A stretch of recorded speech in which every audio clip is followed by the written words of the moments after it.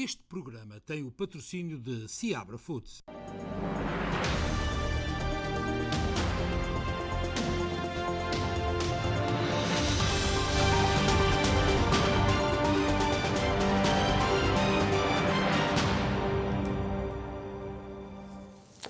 Para todos, muito boa noite. Hoje é terça-feira, seja muito bem-vindo a mais um especial de informação. Como é habitual, vamos estar aqui na próxima hora com a informação do dia, tudo o que se passou nas nossas comunidades e também na informação diária nacional e internacional.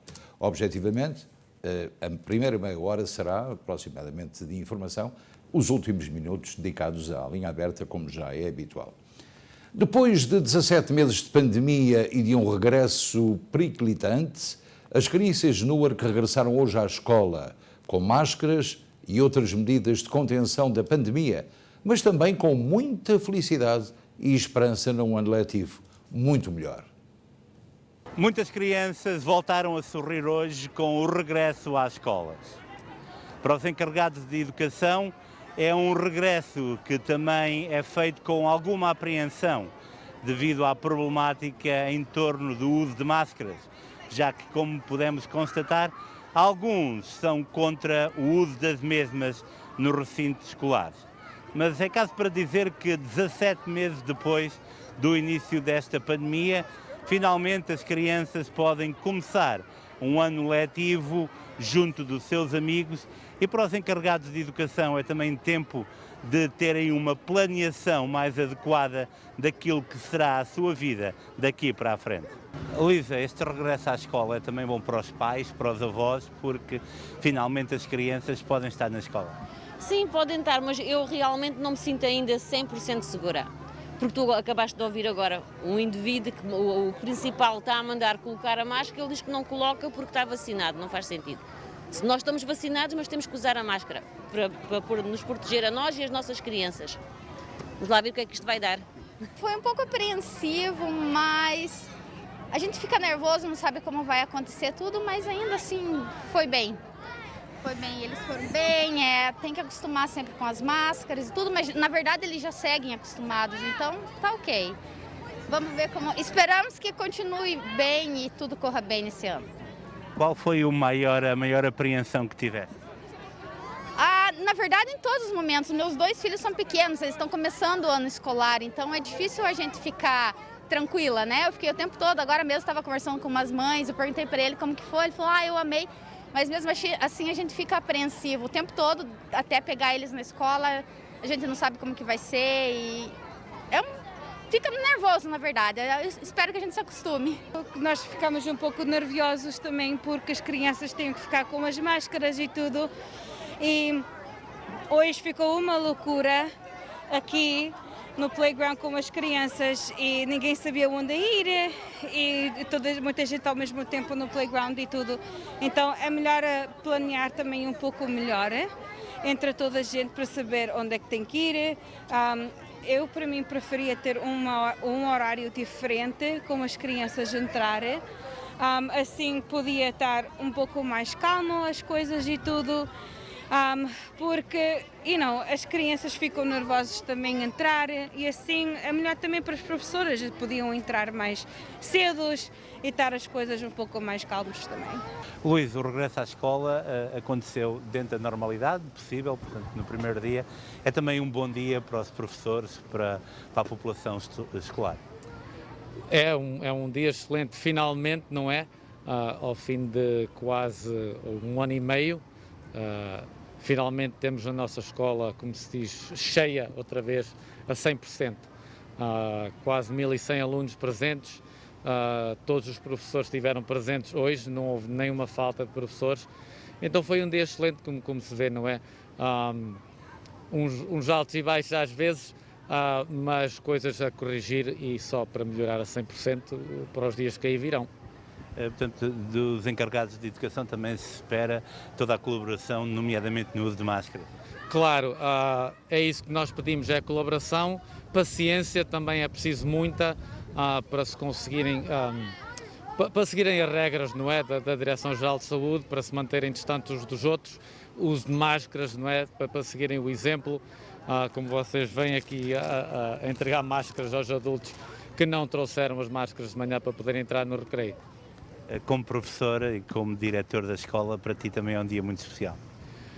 Pois é, isto é, como eu disse, finalmente, desde o dia 13 de março de 2020, não é?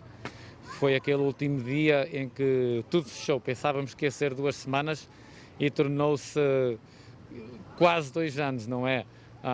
Mas finalmente o dia chegou, as crianças estão cá, estão contentes, foi um dia bom. E como referiu o diretor da Oliver Street School, foi um início com alguns altos e baixos, mas com muita alegria e com muita esperança que seja um retorno permanente de cerca de 1.100 alunos aqui na Oliver Street School e cerca de 38.000 alunos em todo o sistema de escolas públicas da cidade de Newark. Um retorno à escola que se espera agora seja feito com o máximo de segurança para não correr qualquer risco para o bem-estar destas crianças que finalmente podem regressar para junto dos seus amigos. Com imagens de Márcio dos Santos, Ricky Durães na Oliver Street School, em Newark.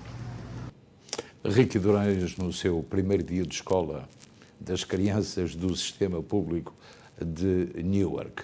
Como já tiveram a ocasião de verificar, o trânsito duplicou no Ironbound, portanto, hoje, com muito mais animação, com muito mais gente, com muito mais trânsito, era exatamente o primeiro dia de escola.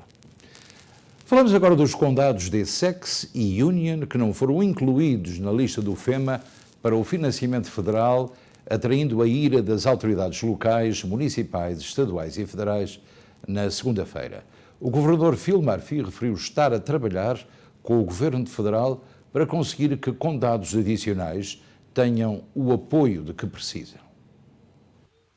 Os condados de Essex e Union, 2 dos mais atingidos pela tempestade tropical Ida, não foram incluídos na lista do FEMA para financiamento federal, atraindo a ira das autoridades locais, municipais, estaduais e federais ontem, segunda-feira. O diretor executivo do condado, Joseph DiVincenzo, referiu num comunicado: a tempestade inundou áreas inteiras dos centros da cidade, danificou estradas e tirou vidas. Compreendemos a gravidade da tempestade e declarámos estado de emergência antes da sua chegada, porque sabíamos que os efeitos colaterais seriam devastadores. As tremendas perdas de residentes e proprietários de empresas do condado de Essex não devem ser esquecidas. Não merecemos ser esquecidos pelo FEMA. Por sua vez, o governador Phil Murphy referiu ontem que 6 condados de New Jersey receberam ajuda e que equipas da Agência Federal de Administração de Emergências, o FEMA, estavam em New Jersey e estão agora a avaliar as necessidades de outros condados, tendo referido estar a trabalhar com o governo federal para conseguir que condados adicionais e os habitantes de New Jersey tenham o apoio que precisam. Até agora, essa ajuda só chegou aos condados de Bergen, Gloucester, Wanderdon, Middlesex, Passaic e Somerset. A Casa Branca, por sua vez, já referiu que outros condados podem ser adicionados à medida que mais avaliações forem realizadas. A equipa da SPT sabe que representantes do Estado já estão no terreno a avaliar a informação e agora os residentes e empresas afetadas devem submeter a sua informação no site nj.gov/AIDA. A ajuda está disponível para todos os residentes, independentemente da sua situação migratória. A ajuda engloba assistência variada, como subsídios para a habitação temporária e reparações domésticas, empréstimos de baixo custo para cobrir perdas de propriedade não seguradas e outras coisas que ajudarão os residentes e proprietários de negócios afetados depois da devastadora noite de quarta-feira.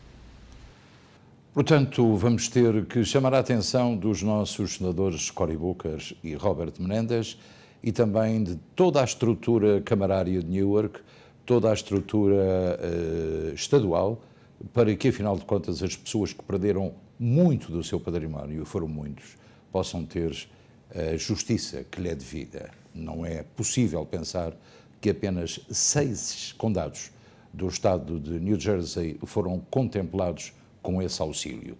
Portanto, quando me dizem que estão a avaliar os estragos, é uma coisa que vai demorar ou nunca acontecer. Esperemos que sim. A tempestade Aida deixou um rastro de destruição em New Jersey, com milhares de pessoas afetadas. Toda a gente viu. Na noite de quarta-feira houve várias histórias, e algumas delas são de verdadeiros heróis que, pelas suas ações, merecem o nosso aplauso. A noite de quarta-feira vai ficar na memória de muitas pessoas.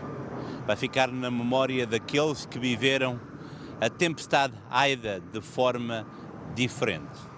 As vítimas atrapadas num mar de água como nunca antes visto, e aqueles heróis, os heróis que muitas vezes passam despercebidos às televisões, às notícias, mas que afinal no terreno foram o garante de sobrevivência de muitos.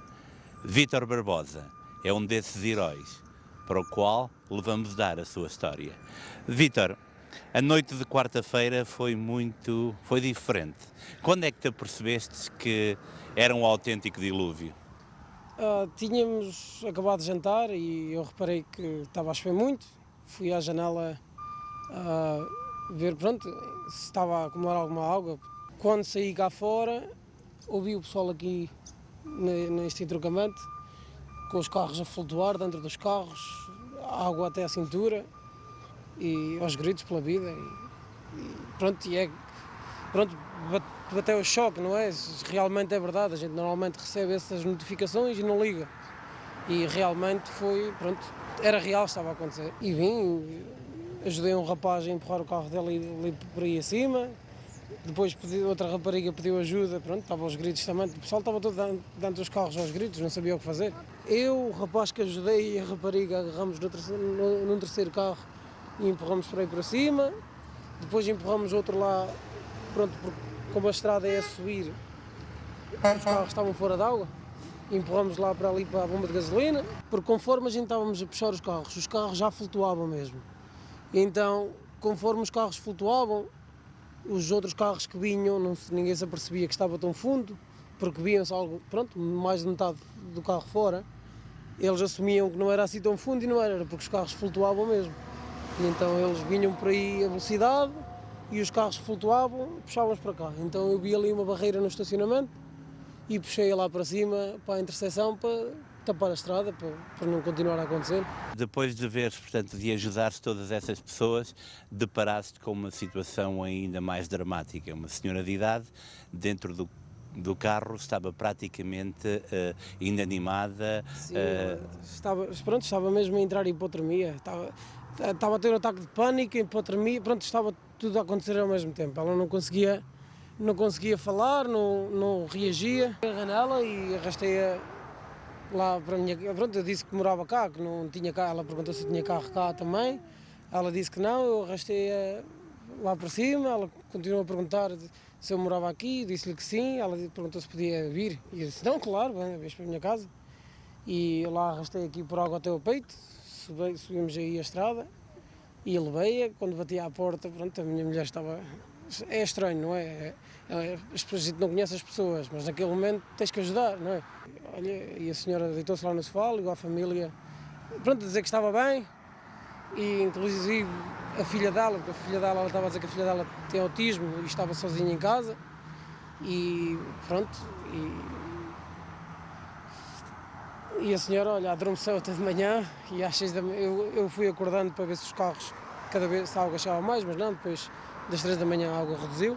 E são estas histórias que realmente fazem a história de uma noite que irá ficar na memória de todos aqueles que, como o Vítor Barbosa, viveram uma noite de terror, mas que, decididos, resolveram começar a ajudar pessoas. E depois foram eles próprios ajudados, mostrando que, afinal, mesmo que a Mãe Natureza nos ponha à prova, nada acontece, porque a alma realmente nunca é pequena. Com imagens de Márcio dos Santos, a história do Vítor Barbosa, o Ricky Durães, em Union. Vítor Barbosa, um excelente exemplo daquilo que é ajudar o próximo. Ele fez muito bem. Vamos para Portugal, porque Portugal tem quase 75% da sua população vacinada. Era uma meta que as autoridades sanitárias consideram muito importante para fazer diminuir o número de infectados com a Covid-19. O secretário de Estado da Saúde, Diogo Serras Lopes, disse hoje que Portugal está muito perto de atingir os 75% de população totalmente vacinada, sendo que perto de 85% já têm a primeira dose. Estamos a atingir percentagens cada vez mais altas, naturalmente, e de alguma forma estaremos razoavelmente perto de atingir os 85% de população vacinada com a primeira dose, sendo que estaremos nas duas doses muito perto dos 75%. Por esse motivo, Diogo Serras Lopes considerou que o país está mesmo por dias, ou no máximo por semanas, de atingir o segundo objetivo proposto, depois do primeiro ter sido alcançado há algum tempo. O processo de vacinação e as metas que foram estipuladas, embora tenham sofrido 1 ou 2 atrasos com a demora da entrega de vacinas, foram claramente cumpridas, elogiando o trabalho absolutamente excepcional do Serviço Nacional de Saúde. Fazendo uma retrospectiva, o secretário de Estado da Saúde recordou que no início do ano existiam imensas dúvidas sobre se o Serviço Nacional de Saúde seria ou não capaz de realizar este processo de inoculação. A Covid-19 provocou pelo menos 4.500.000 mortes em todo o mundo, entre mais de 218,96 milhões de infecções pelo novo coronavírus, registadas desde o início da pandemia. Em Portugal, desde março de 2020, morreram cerca de 17.700 pessoas e foram contabilizados 1.042.144 casos de infecção confirmados, segundo dados da Direção-Geral de Saúde. E agora uma notícia de última hora com uma nova atualização de dados. Dá-nos conta de que a percentagem da população portuguesa completamente vacinada subiu e é agora de 78%, o que corresponde a cerca de 8 milhões de pessoas. Portugal registrou nas últimas 24 horas mais 6 mortes e 1.231 novos casos relacionados com a Covid-19. O número de internamentos baixou, quer em enfermarias, quer em cuidados intensivos. Portugal contabiliza esta terça-feira mais 6 mortes e 1.231 novas infecções pelo novo coronavírus. Há 650 pessoas internadas, menos 32 do que na segunda-feira, sendo que destas, 135 estão em cuidados intensivos, menos 5 do que ontem. Por regiões, o Norte somou 440 casos e uma vítima mortal. No centro houve mais 271 infecções e uma morte. Lisboa e Val do Tejo soma 328 infectados e 3 óbitos. O Alentejo contabilizou mais 50 novos casos e uma vítima mortal. No Algarve foram registados 114 novos contágios. Nas regiões autónomas, os Açores registaram mais 6 novos casos e na Madeira houve mais 22 infectados. O RT, ou Índice de Transmissibilidade, desceu e é de 0,92 a nível nacional e de 0,93 no continente. Já a taxa de incidência é de 276 a nível nacional e de 283,8 a nível continental. E as coisas melhoram em Portugal. Bem, estava tudo a postos, e os senhores telespectadores sabem, para ver mais um super clássico entre o Brasil e a Argentina, quando a partida foi prontamente interrompida aos 5 minutos de jogo por elementos das autoridades sanitárias do Brasil. Em causa está a alegada violação de quarentena por 4 jogadores da Argentina. O Brasil-Argentina de qualificação para o Mundial de 2022 foi suspenso de forma insólita este domingo em São Paulo. Agentes da Polícia Federal e da Autoridade de Saúde do Brasil invadiram a partida aos 7 minutos de jogo para deter e deportar 4 jogadores da Argentina por terem mentido para evitar a quarentena obrigatória. A Argentina abandonou o relevado e a Confederação Sul-Americana confirmou a suspensão do jogo. Aquilo que se chama uma vergonha e um grande escândalo. A propósito deste jogo, o nosso colega Camilo Lourenço tem o seu ponto de vista numa pequenina intervenção, mas sempre muito objetiva. As autoridades brasileiras lembraram-se de interromper um jogo que tinha começado há 5 minutos para dizer que ia levar 3 jogadores argentinos que não tinham feito declarações sobre onde é que tinham estado, nomeadamente em Inglaterra, e, portanto, aquilo que é a quarentena que deviam ter feito. Bom, é impressionante a atrapalhada que as autoridades de saúde brasileiras montaram à volta disto. Primeiro, a Argentina e os seus jogadores estavam no Brasil há 3 dias. As autoridades brasileiras sabiam do facto. E como é que esperam que um jogo comece para poderem fazer o que fizeram? Isto, além de ser uma atrapalhada, é uma falta de vergonha monumental. O que só mostra que há autoridades que abusam da autoridade que têm. Vamos ver o que é que a FIFA vai dizer sobre isto. E eu espero que haja mão pesada. E a FIFA já está a investigar. Vamos ver qual é a mão pesada que vão ter. O dia da independência do Brasil tornou-se uma prova de fogo para Jair Bolsonaro. Há semanas que o presidente brasileiro tem apelado à participação dos seus apoiantes em manifestação do Dia da Independência, que se assinala hoje, terça-feira, e que celebra a declaração de independência do Brasil do Império Português no dia 7 de setembro de 1822. O nosso colega Amadeu Maia fala-nos do que se passou hoje no Brasil. Olá, Luiz. Hoje, 7 de setembro de 2021, o Brasil completa 199 anos da independência de Portugal. O que seria uma data para se comemorar virou em um dia de manifestações pró e contra o presidente Jair Bolsonaro. Em Brasília, Luiz, as comemorações oficiais começaram com uma cerimônia de hasteamento da bandeira nacional no Palácio do Alvorada. Logo após essa cerimônia, Bolsonaro foi ao encontro dos apoiadores que o aguardavam na esplanada dos ministérios, que havia sido, inclusive, invadida na noite anterior, onde estava bloqueado pela polícia. Era uma área que não ia poder ter pessoas e houve muita confusão na noite dessa segunda-feira, dia 6. Inclusive, um policial chegou até a sacar uma arma para conter a fúria dos apoiadores de Bolsonaro no momento em que estavam tentando invadir e acabaram conseguindo acessar o local que era bloqueado, inclusive desde o último domingo, dia 5. O clima pacífico contrastou com os embates para furar os bloqueios que ocorreram ontem à noite, né?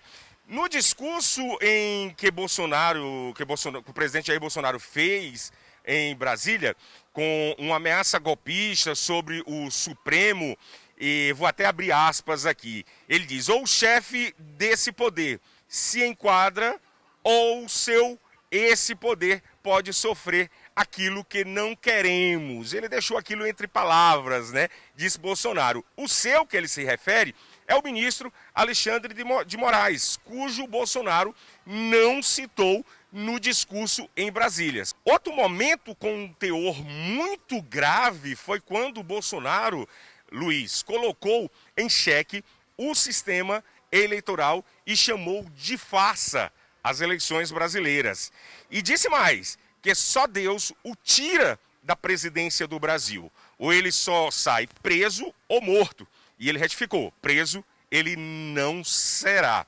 Bolsonaro também, Luiz, se mostrou muito indignado pelo empresário americano Jason Miller, que inclusive já foi assessor do ex-presidente norte-americano Donald Trump, ter sido chamado pela Polícia Federal para prestar depoimentos e prestar esclarecimentos sobre o inquérito das fake news na manhã desse domingo. Em várias capitais do Brasil e no Rio de Janeiro, São Paulo, também houveram manifestações que fizeram um ato contra Jair Bolsonaro também e a favor da democracia. Já em São Paulo, manifestantes se reuniram no Vale do Iangabaú, no centro da capital paulista, para protestar contra o governo Jair Bolsonaro. Amadeu Maia, de Fortaleza, para o Jornal Especial Informação. Luiz? Muito obrigado, Amadeu. É importante que siga também que houve manifestação contra Bolsonaro em Lisboa, uma manifestação que juntou cerca de 100 de pessoas. Portanto, há quem goste e há quem não goste. Os talibãs dispersaram esta terça-feira com disparos para o ar novas manifestações que denunciavam designadamente a violenta repressão no norte do país, após terem advertido na segunda-feira que não iriam tolerar qualquer contestação ao seu poder. O dia encheu-se de tiros em Cabul. Os talibãs acabaram com uma manifestação em frente à Embaixada do Paquistão com um tiroteio que durou cerca de 10 minutos. Os disparos foram efetuados para o ar e com o objetivo de colocar um ponto final a uma manifestação, depois dos apelos para dispersar terem sido ignorados durante um par de horas. Os manifestantes protestavam contra a ingerência de Islamabad em assuntos internos do Afeganistão e contra a repressão da resistência no Vale do Panjshir. O Paquistão é tido como um aliado do novo regime afegão. Taliban fighters used gunfire to break up a protest. Soldados talibãs usaram armas de fogo para terminar um protesto nas ruas de Cabul. Durante cerca de 2 horas, as ruas da capital afegã encheram-se com várias pessoas a cantar slogans contra os talibãs, mas também contra o Paquistão e o papel que acreditam que o país vizinho tem vindo a desempenhar nesta crise. Muitos acusam o Paquistão de apoiar os talibãs na luta contra a resistência armada na província de Panjshir, no norte do país, a única parte do território que ainda não é totalmente controlada pelos talibãs. Nós vimos que as tensões começaram a subir e os soldados talibãs perderam o controle da situação. Este protesto começou com um grupo de mulheres e primeiro tentaram retirar as mulheres das ruas, não conseguiram. Depois um grupo de centenas de homens juntou-se ao protesto e prosseguiu a marcha nas ruas da cidade. Os talibãs tentaram usar os veículos também para impedir a marcha, mas também não conseguiram. E ao aproximarem-se do Palácio Presidencial, não longe de onde me encontro, foi onde agiram. Pediram aos jornalistas para baixar as câmaras e começaram os disparos.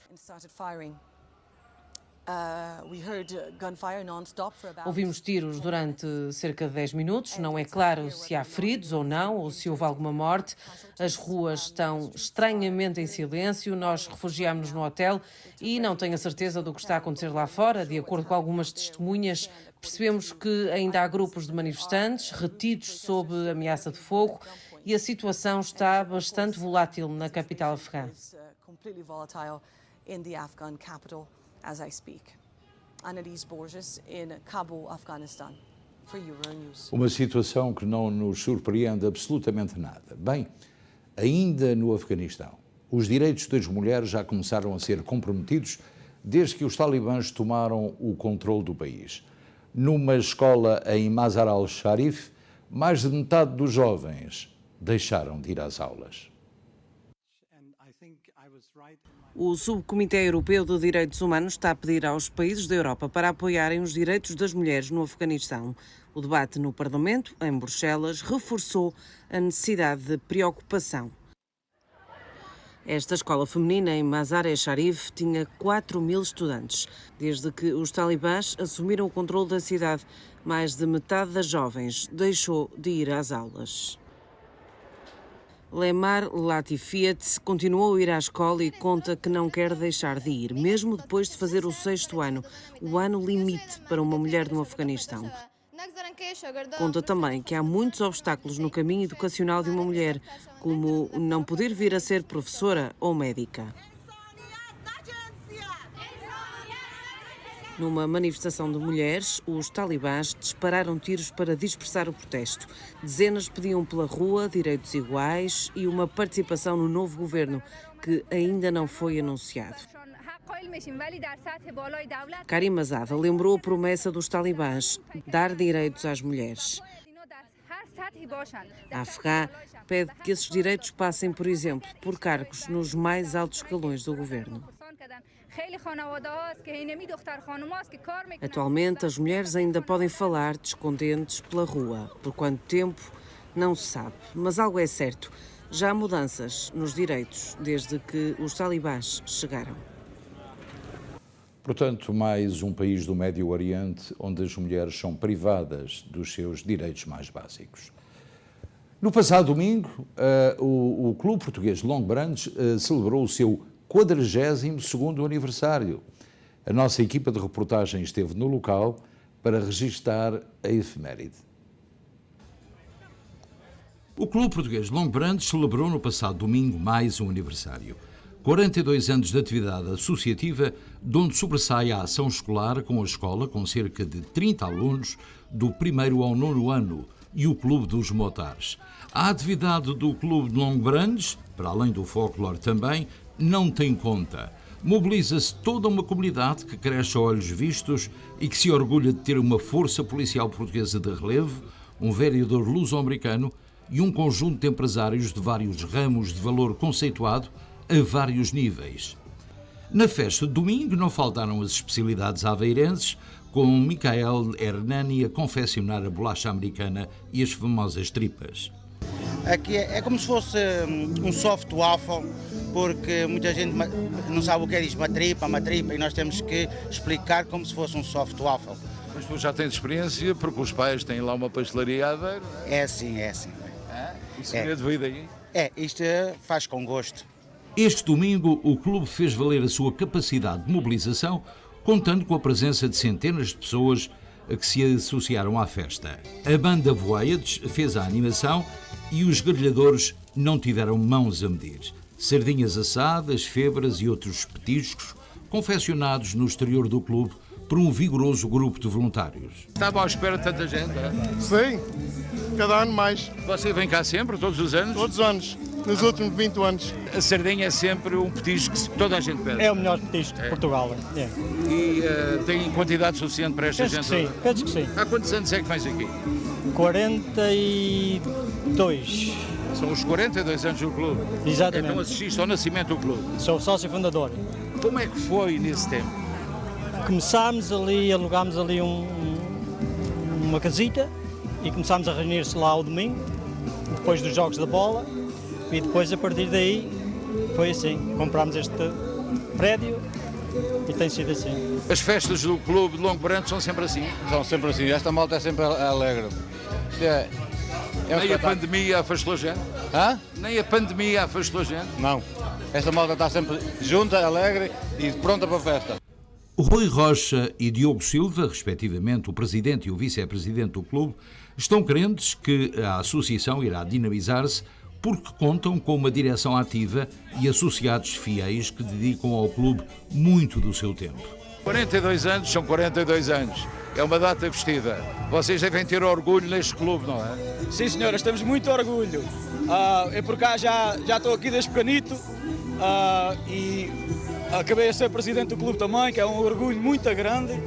E esperemos bem que temos cá mais 42 anos, se não for mais. Não? Eu estou aqui relativamente há pouco tempo, há 7 anos, mas tenho visto que realmente existe algum crescimento da nossa comunidade. Esperamos que assim continue, mas esperamos que comece a haver uma maior adesão ao clube, porque ultimamente nós temos sentido que a malta mais jovem não adere ao clube, não existe uma adesão muito afluente e isso é o nosso grande objetivo, é tentar chamar a malta mais nova e vamos ver se conseguimos para que isto continue a ser uma casa para todos nós virmos e ligarmos às nossas raízes.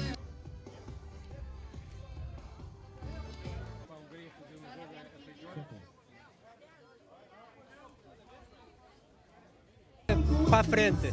Se nós não ensinamos a nossa cultura, a nossa língua, aí acaba tudo. Então a gente tem que empurrar os nossos filhos e filhas para avançar para a frente, aprender a cultura, aprender a língua e levar o clube sempre para a frente. Quem já deu muito à escola, Raquel Rosa, agora voluntária, e que esteve mais de 20 anos à frente da escola lusitânia, também acredita no desenvolvimento do sistema educativo português na região. Que estes convívios que nós temos aqui, que acabam por trazer estes jovens para dentro da nossa comunidade, porque nós precisamos de sangue novo nos nossos clubes, porque sem estes jovens os clubes vão acabar por fechar as portas. Se nós não apostarmos na juventude e não soubermos trazer os jovens para dentro das nossas comunidades de volta, daqui a alguns anos vamos estar em sérios problemas. O céu nublado a ameaçar chuva não impediu a comunidade de mostrar o seu apoio ao seu clube, uma representação que dignifica a presença portuguesa no sul de New Jersey. E nós temos um carinho muito especial por este clube, temos por todos, obviamente, mas Longbrandes é de facto um exemplo a seguir, porque é uma comunidade em crescendo e com todas as condições para ser um exemplo no que diz respeito ao associativismo.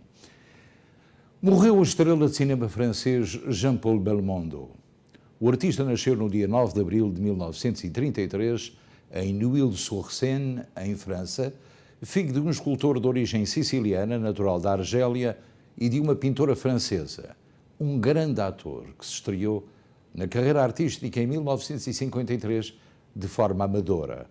Estudou arte dramática e em 1956 participou no primeiro filme Les Copains du Dimanche. Morreu o ator francês Jean-Paul Belmondo, um dos grandes símbolos do cinema europeu.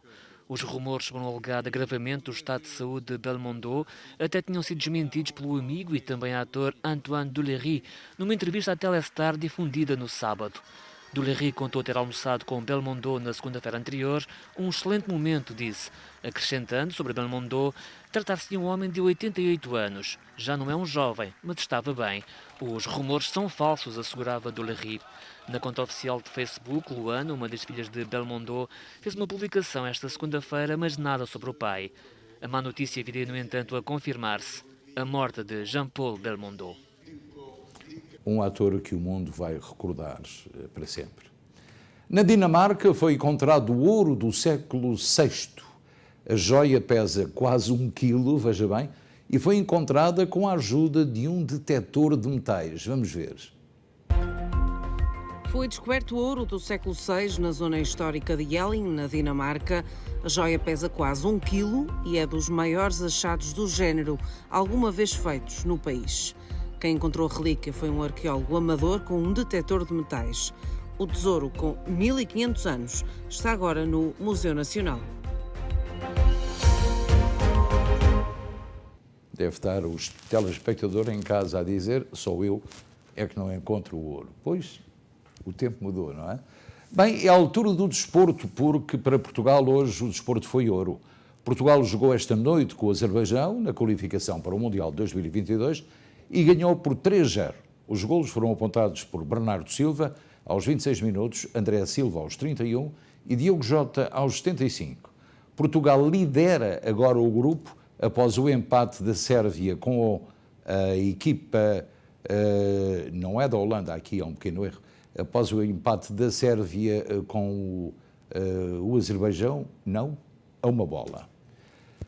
A seleção portuguesa de futebol de sub-17 terminou esta terça-feira a Syrianka Cup no quarto lugar, ao perder por 2-1 com a anfitriã Polónia. Maziak, aos 10 minutos, colocou os polacos na frente, antes de José Rodrigues empatar aos 44. Porém, já aos 90 minutos, Slavinski assegurou o triunfo para o conjunto leste europeu e o terceiro posto. Inglaterra e Países Baixos discutem hoje o triunfo da prova, na qual Portugal ganhou anteriormente à República Checa por 4-1 e perdeu por 2-1 com a Inglaterra. Também Portugal ocupa agora o segundo lugar no número de futebolistas transferidos para o estrangeiro, segundo um relatório publicado esta terça-feira pela FIFA. No mercado de transferências, recentemente concluído, o futebol nacional masculino transferiu 390 jogadores para o estrangeiro este verão. E eu queria retificar a notícia de Portugal, porque Portugal, como sabem, ganhou 3-0, já sabem disso, mas no outro encontro a Sérvia defrontou a República da Irlanda e empataram a uma bola. Assim, Portugal passou a ter 2 pontos mais do que o Luxemburgo, que está já a seguir. E agora, se me permitem, vamos ao dólar e o seu valor em Portugal e também ao valor que o real tem no país irmão, o Brasil. 0,8434 para o euro na Europa, no espaço Schengen, 1,19 para a venda. No Brasil, 5,17 para a compra, o real, e 0,19 para a venda. E agora vamos saber qual é a previsão do tempo. Nós falámos ainda há alguns dias aqui no mais um furacão, ou uma tempestade tropical, o Larry. Contudo, os meteorologistas dão conta de que, de facto, ele dirige-se para o leste, portanto, para a nossa área, mas a determinada altura irá voltar para a direita, para o Atlântico, podendo vir a causar, de facto, estragos e problemas na região dos Açores. Vamos ver se ele não muda de direção. É aquilo que nós pretendemos. A Catarina Rebimbas tem a perspectiva para a meteorologia nas cidades mais habitadas por portugueses aqui nos Estados Unidos. Na meteorologia para amanhã está prevista trovoada para Newark com 85 graus. Filadélfia com trovoada com 84 graus. Nova York com trovoada com 82 graus. Boston com sol com 84 graus. Hartford com céu parcialmente nublado com 82 graus. Danbury com trovoada com 82 graus. Miami com trovoada com 88 graus. Palm Coast com trovoada com 89 graus. Los Angeles com sol com 84 graus. São Francisco com céu parcialmente nublado com 70 graus. E são estas as previsões para amanhã, quarta-feira. Bem, e antes de fazermos um pequenino intervalo para regressar dentro de instantes, eu queria informá-lo de que no próximo sábado, a partir das 8 da manhã, vamos estar no ar com toda a história do 11 de setembro. São os 20 anos que nós compilámos aqui na SBT, para que o Sr. telespectador aí em casa saiba tudo sobre o 11 de setembro, com os sobreviventes, com testemunhas, com relatos emocionais e inéditos, e vamos fazê-lo aqui no estúdio em direto também com Nova Iorque, e portanto agradecemos a sua participação, se estiver disponível para isso, a partir das 8 até às 10h30 da manhã. Entretanto, eu quero informá-lo que, e isto é curioso, morreram mais pessoas com doenças relacionadas com o 11 de setembro do que propriamente com a queda das torres. É impressionante. Vamos fazer uma breve pausa, já regressamos.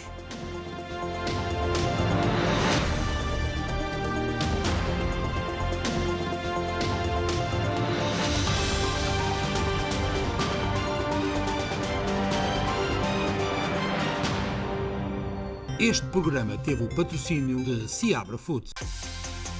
Cansado do seu carro? Descubra os novos modelos da Volkswagen, como o SUV elétrico ID.4 e ainda o SUV desportivo Atlas. Ajudamos-lo a tomar a melhor decisão para a escolha do seu carro novo, com atendimento personalizado em português. Só na Volkswagen Open Road, em Bridgewater, New Jersey.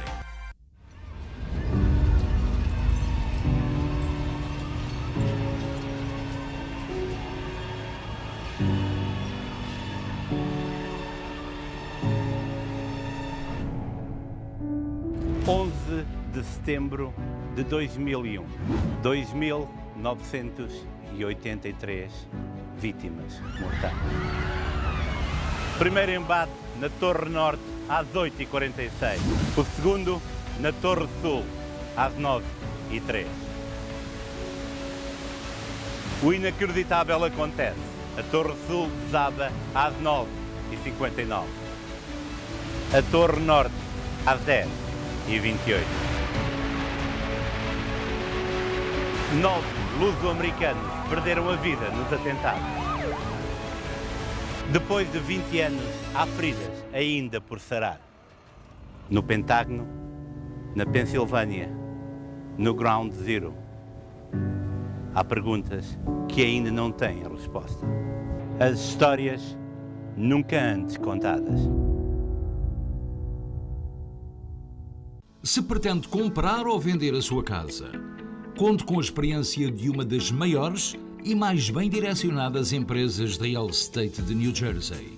A Sky Realty oferece-lhe o acompanhamento na compra ou venda da sua casa até à sua completa satisfação. Sky Realty oferece-lhe conhecimento, honestidade, rigor e profissionalismo. Sky Realty. Conosco, o sonho é infinito. Bom dia, Dr. Bennett's Office. Como posso ajudá-la? Vomar Dental Center traz até si a qualidade de vida, saúde e bem-estar. Se precisa de odontologia estética, clareamento de dentes, trações, coroas ou pontes, Vomar Dental Center é o local certo para quem gosta de sorrir. Agora com especialista em gengivos, Doutora Maria J. de La Rosse. Vomar Dental Center. Dr. Bennett e a sua equipa esperam por si. Contacte-os para uma consulta. Fale com a Glória.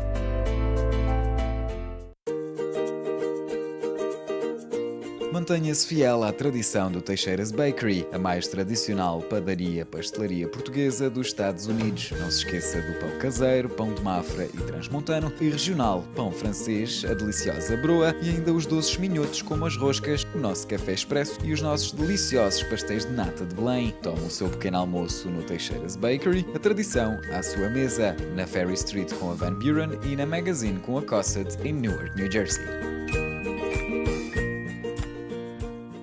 Desde 1975, o Custom Bandag está a facilitar as necessidades de pneus aos seus clientes em New Jersey, Nova York e Connecticut. Ao longo dos anos expandimos para 15 localidades diferentes, oferecendo uma linha de pneus das marcas Bridgestone, Goodyear, Michelin e Continental, a preços competitivos, especializados no processo Bandag de pneus recalchutados. Para encontrar uma das nossas localidades, consulte o website custombandag.com. Na Custom Bandag, we've got you covered.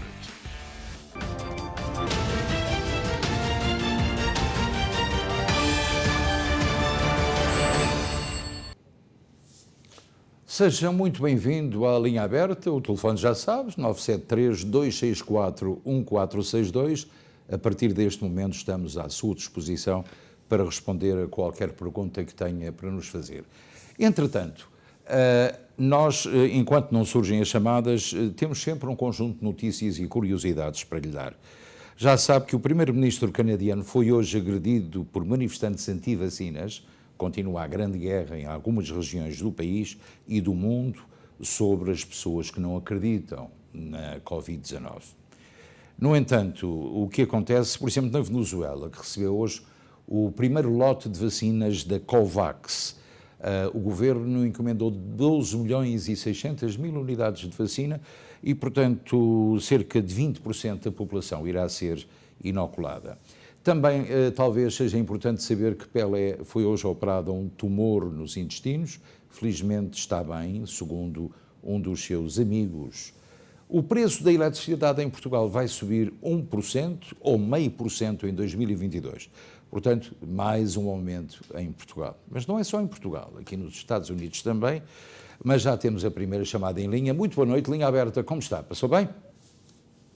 Muito obrigado, Sr. Espírito. Então, o que é que o senhor me diz?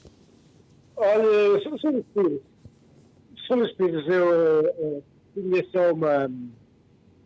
Apaga a televisão. Eu tinha... Olha, a tua também. Tem uma coisa, ó, Sr. Espírito, eu era só uma informação, mas antes disso queria felicitar do vosso programa, apesar de ser a primeira vez que eu estou para aí. Sim. Já me foi muito em algumas coisas. Portanto, muitos parabéns e obrigado pelo programa. Eu tenho uma questão a pôr-lhe. Eu tenho que traduzir a minha carta de condução de Portugal para traduzir para o inglês. Sabe-me informar se me consulado por acaso fazer isso? Traduzir a sua carta de Portugal para inglês? Sim. A tradução pode... O senhor vai a Portugal agora recentemente ou não? Não. Okay. É para tirar a carta então faça a tradução, telefone ao consulado e informe-se junto do Cônsul de Portugal, ou então no linha aberta do próprio consulado deverá ter uma secção que fala em cartas de condução. A telefone e informe-se se é possível fazer a tradução no Consulado de Portugal, porque o senhor deve precisar desse documento.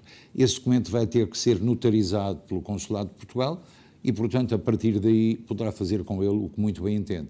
Portanto, uma tradução faz-se em qualquer consulado do mundo ou até uma agência de viagens que o pode fazer e depois levá-lo ao consulado para ser notarizado. Ok, muito obrigado. Muitíssimo obrigado também. Muito obrigado pelo seu telefonema. Muito obrigado. Obrigado. Ok. Temos também, já lhe falei no preço da eletricidade, mas há uma notícia que não vai agradar a muitos dos internautas e eu vou-lhe explicar porquê. Há uma super tempestade solar que em breve vai abater-se e acontece uma vez de 100 em 100 anos sobre a superfície terrestre. Pode ser, em parte, o apocalipse da internet. As correntes dessas tempestades podem entrar e danificar linhas de energia e o seu efeito poderá sentir-se durante vários meses. É uma notícia e um estudo da Universidade da Califórnia, portanto, completamente credível. Mais uma chamada, muito boa noite, faz favor. Olha, boa noite. Boa noite, minha senhora, faz favor dizer. Parabéns pelo vosso programa. Muito obrigado. Olha, isto é sobre o barulho aqui que fazem aqui no Horto. Eu tenho aqui uns vizinhos que é todos os fins de semana, olha, é música, eles têm um DJ no backyard, fizeram lá um bar, é sexta, sábado e domingo constantemente, todos os fins de semana. Chama-se a polícia diz que eles podem fazer o barulho que eles quiserem, que é no backyard, podem fazer o que eles quiserem. Sim, então, sim, mas como tem... é que é? Não é bem assim. Até às 10 da noite, minha senhora.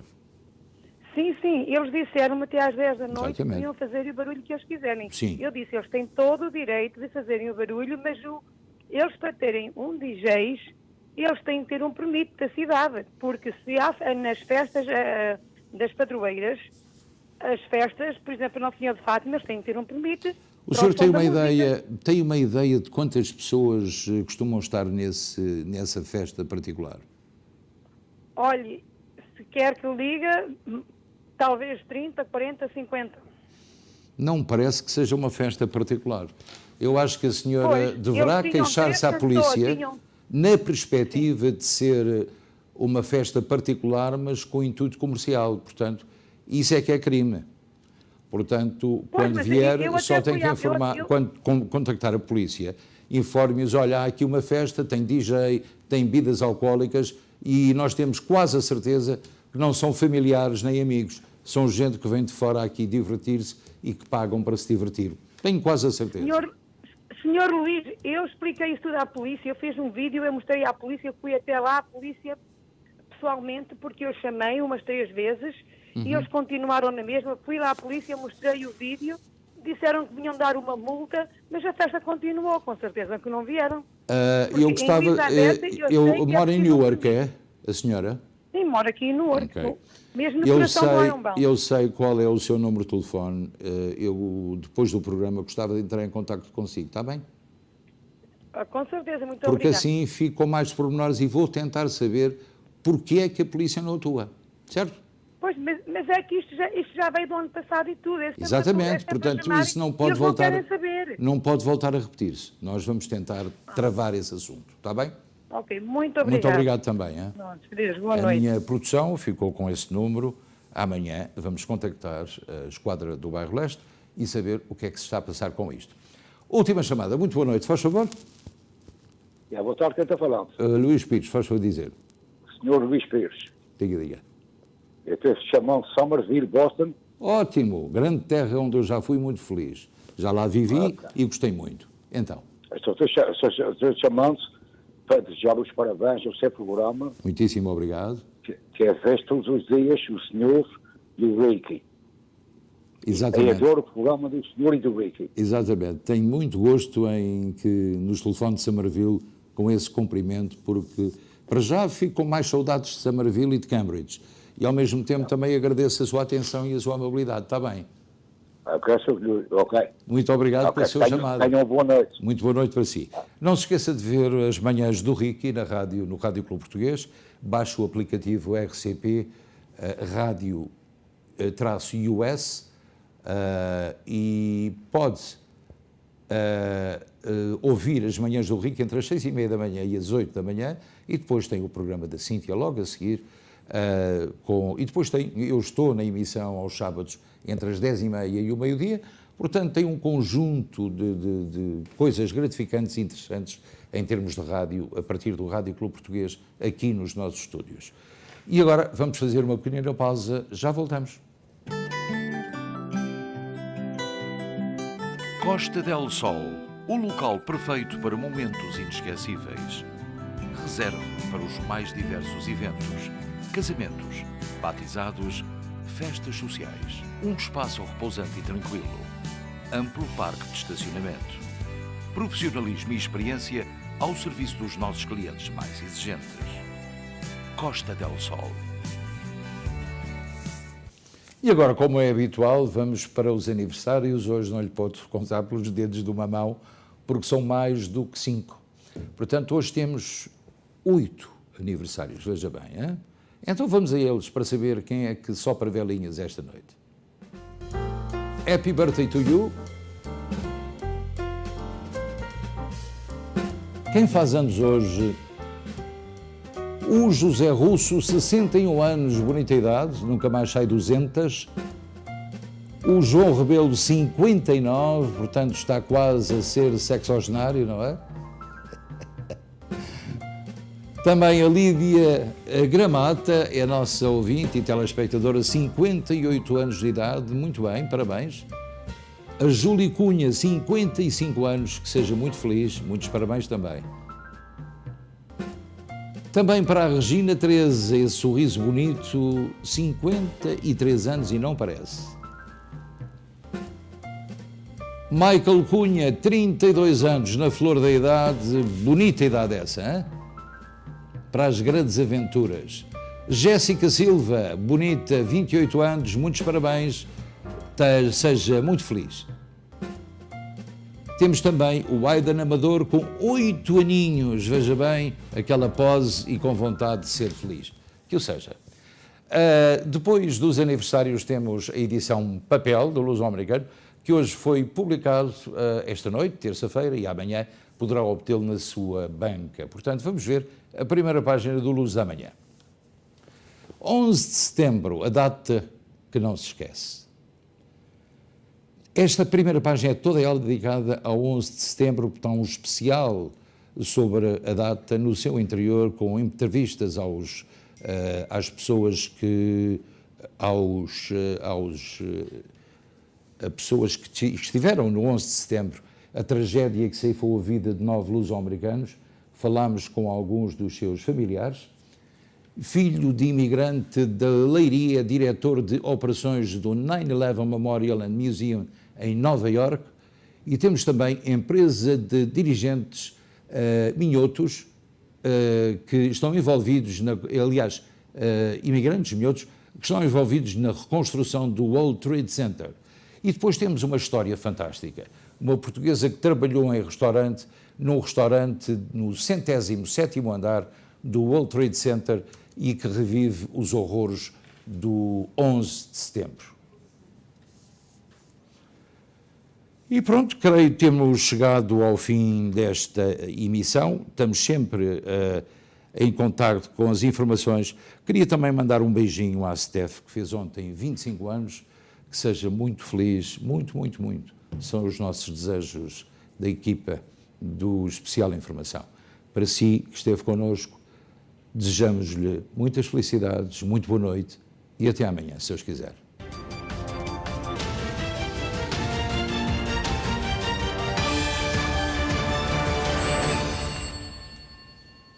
Este programa teve o patrocínio de Seabra Foods.